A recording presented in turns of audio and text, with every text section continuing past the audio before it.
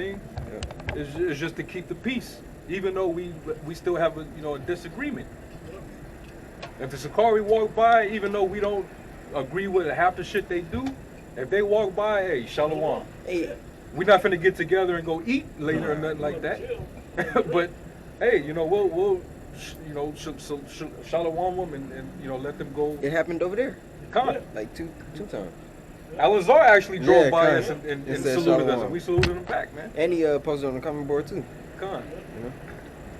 I got something for He was holding? Yeah, I got something too. He's still holding 1 Corinthians 3. Okay. It go right now? Does it go? It go exactly right now? If not, he can get No, Corinthians. All right, go ahead. 1 Corinthians 3 from the top. Yeah. This is 1 Corinthians chapter 3.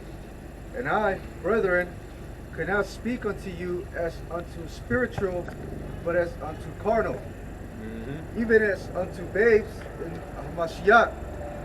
I have fed you with milk and not with meat.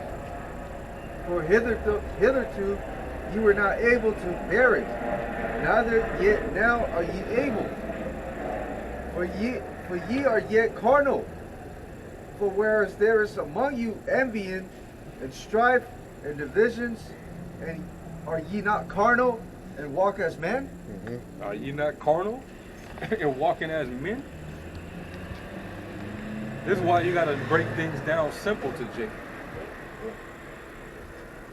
Because they too carnal to even get even basic the basics. Yeah. Somebody The newly milk. coming in.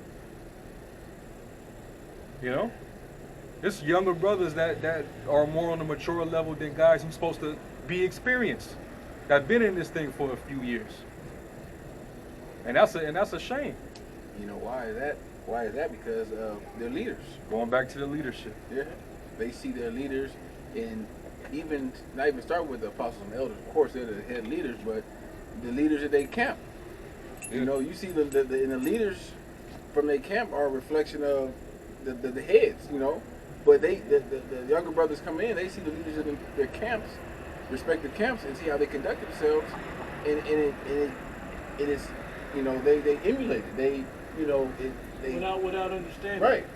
Yeah, like Yahweh Shai, when he was cussing them out, he said, basically when you convert them, they become twofold the child of hell than yourself. Mm. The younger dudes come in and they're impressionable and they try to emulate you. They turn into even a worse nigga. Yeah.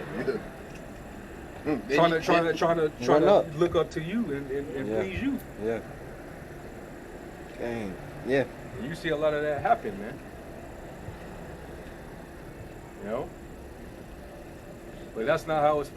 No, you get this understanding and you're supposed to grow. All right, and we're not to emulate one another, but we're to grow together as a body.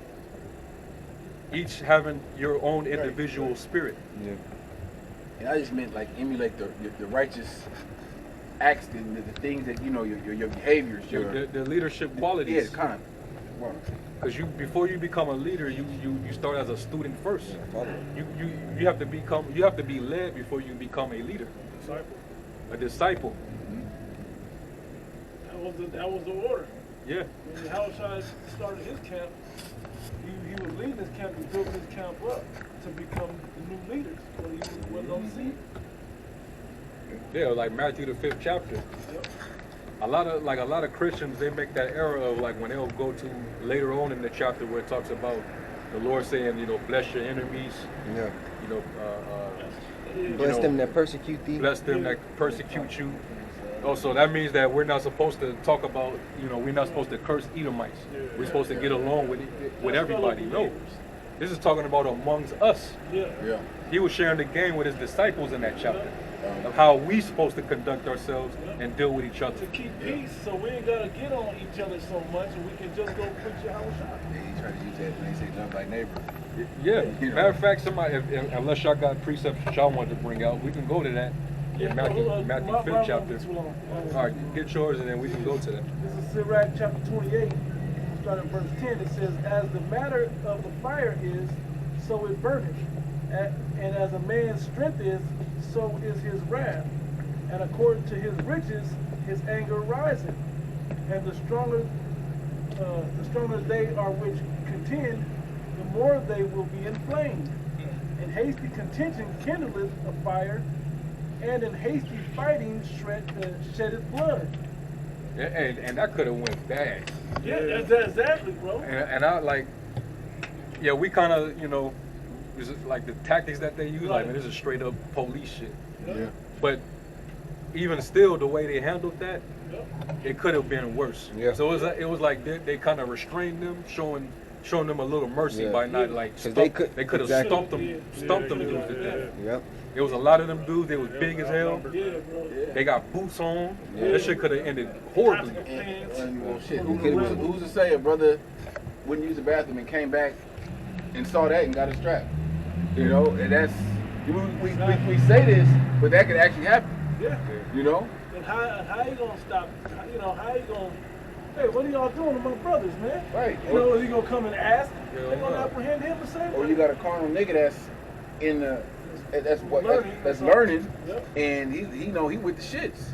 Yeah. What he gonna do? Hey, how many times we have to talk off? What's his brother?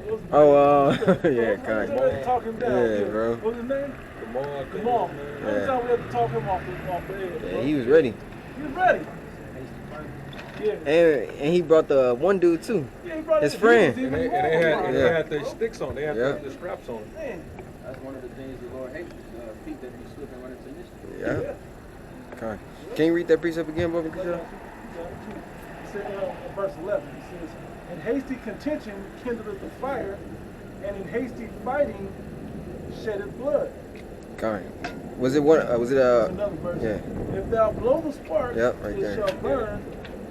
If thou spit upon it, it shall be quenched. Yep. And both these come out of thy mouth. Yeah, this is why scripture talk about the power of the tongue, man.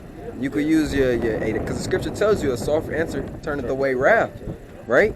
So the scripture say, hey, you could spit on it, meaning what? You disannul the contention. De-escalate. Yeah, de-escalate the water. You de-escalate the situation, or you could blow on it, and blowing on fire does what? It makes it bigger, man. Life and death is in the power of the tongue. Power of the tongue. Yeah. Can I get a script on top of yours? It's in Proverbs real quick. Proverbs 15 and 18. A wrathful man stirreth up strife, but he that is slow to anger appeaseth strife. You know why you gotta be slow to anger? You gotta wait to figure out, is that the necessary response that makes you understand? Is that the wisest response? Because getting physical should be the last It's the last resort. The word appeaseth is shaquat. The word There shaquat. you go. Quiet, peaceful, you know? Try to mediate. You know. Oh, if I could get this real quick, Sirach 8 and 15. It says, "Travel not by the way with a bold fellow, lest he become grievous unto thee. For he will do according to his own will, and thou shalt perish with him through his folly." And the reason why I bring that out is because if you was watching it closely, the dude who started the whole shit, he was on the ISUBK side. The dude in the red shirt, he reacted too rashly and carnal because the dude moved the damn chair Bro. and then went over there and pushed him. He was being bold. And the scriptures say, he that is soon angry dealeth foolishly. That was foolish the way he did that. You knowing damn well the cause of your action is now you about to get your whole camp. Knowing that y'all were outnumbered, you finna get the whole camp harmed, man. Yeah. It don't matter if you're outnumbered, but that's just what the wise wisdom. I got that word. So like 8:15. You say what? The word bold. This on the Edom. It says bold. It says bold, swift, frightful, dangerous, requiring. This one positive. It says requiring or exhibiting courage, but then it says audacious, presumptuous, overstepping usual bounds. You know?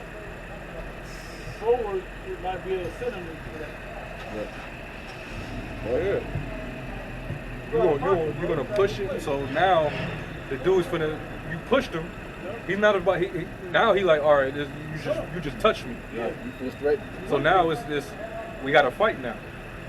And then you know they're gonna back him up, and you know your brother's gonna back you up. So now it turns into a fucking brawl. Because you pushed the guy, The other guy came over from around the corner and came straight through the big punch.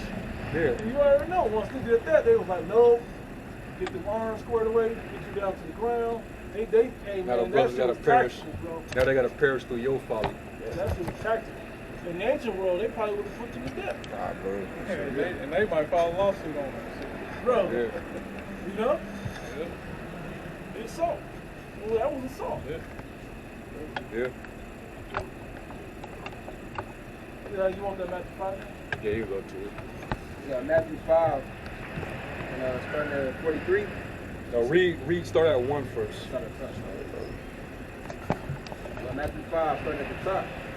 It says, and seeing the multitude, he went up into a mountain, and when he was set, his disciples came unto him, and he opened his mouth and taught them, saying, blessed are the poor in spirit. So this shows you right there who his audience was. He waited till the disciples came to him, and it was intimacy. They gathered to him, and this is when he started to teach them. He wasn't talking to, all of Israel right there. The masses. He wasn't talking to the masses right there. He was talking personally to his disciples. He's sharing his principles to them because they were his students at the time. Read that again.